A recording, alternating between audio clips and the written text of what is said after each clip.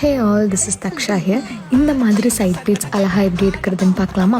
First of all உங்களோட சாரியோட first ப்ளீட்டை டைட்டாக எடுத்து ரைட் சைடில் குத்திக்கோங்க.